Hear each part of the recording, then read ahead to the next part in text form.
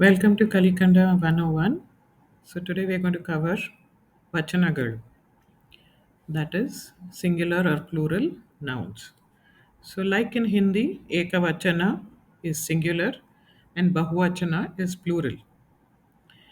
I will not dwell into the details of Ekavachana and Bahuvachana. So we know that if it is a single item, it is a singular and Ekavachana. If it is more than one, then it comes under a plural, which is a Bahuvachana. So the key thing for this particular topic is you need to understand the meaning of the words for which you're doing Ekavachana or Bahuvachana, because you will see in the following as we go along this video, you will see why that's the case, because uh, based on whether it is a thing, a person, a relationship, the way it is, the you make it into a plural matters. And if you know what the word means, after that the singular and plural is very easy to remember or to make.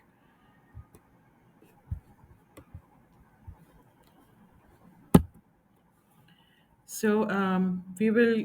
So now, if you look at it, these are the broad classifications of how words in Kannada, the plurals for words of Kannada can be derived. So there are neutral gender words. Now, what falls under neutral gender words? Things like which we call Napunsakalinga in Kannada and in Hindi. Napunsakalinga and Napunsakalinga in Kannada. So meju, table, nai, dog, mara, tree, hoovu, flower. So all of these come under Napunsakalinga words. Animals are also come under the Napunsakalinga words. So this is one category. I will further in the video I will explain to you how each of these plurals are made. The other category would be nouns which actually are talking about human relationships like father, appa, tamma is younger brother, anna is elder brother, akka is elder sister.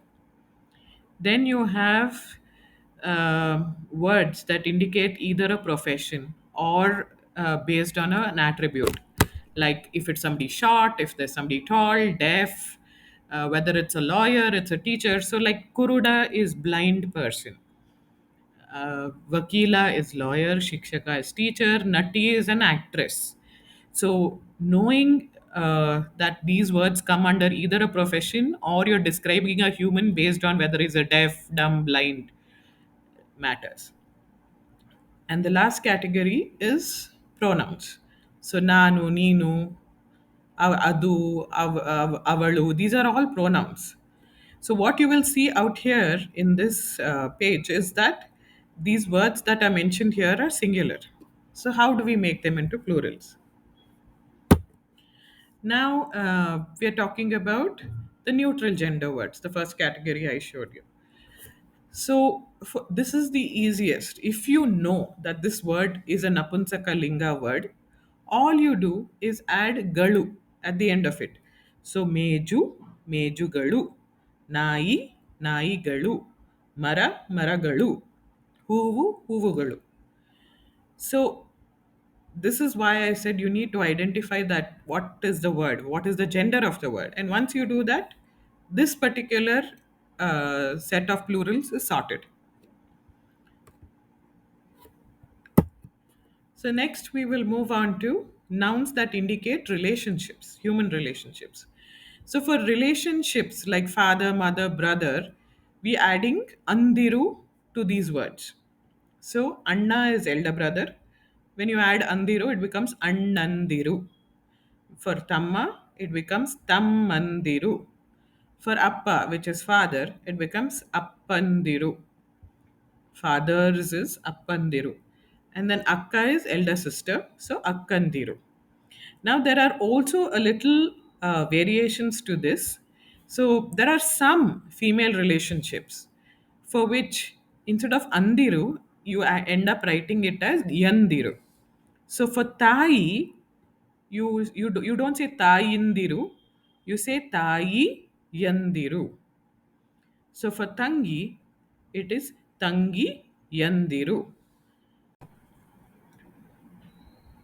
So based on the word, we add Andiru or Yandiru to it to make a plural. Now we are talking about those nouns which indicate, which refer to a person based on whether they are human attributes, like whether the person is blind, deaf, dumb, whether it is or its profession or their professions, like whether it's a lawyer, teacher, actress, and things like that. So in this also you will notice that in the rule of thumb for that would be adding a ru to this. So if it is kuruda, it becomes kurudaru. If it's vakila, vakilaru. Shikshaka, shikshakaru. Now if it is nati, so usually if it's ending with a T, it becomes yaru gets added. If it ends with an A, then only ru gets added. So nati, nati yaru. Human indicating words into plural. So we have two categories that we covered. One was relationships, another is based on roles or professions or attributes by which you identify a human. Now we will talk about pronouns. So in pronouns, what we do is we add a woo or ru. We don't actually add, we change the last letter to a large extent. I'm not so sure whether there are exceptions, but to a large extent, you will notice. So, nanu is me, I. So, navu becomes we. Adu is that. Avu is that in terms of a plural or those. Avalu, avaru. So, she and avaru is plural.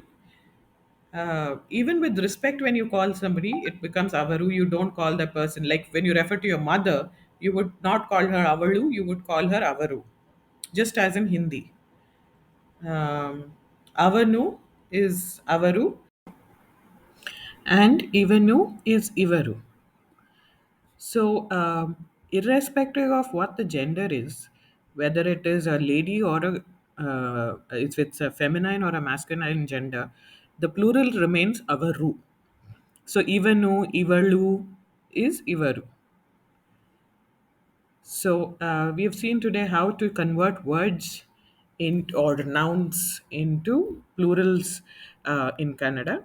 We will cover how we change sentences from a singular reference to a plural reference in another video. Thanks for listening.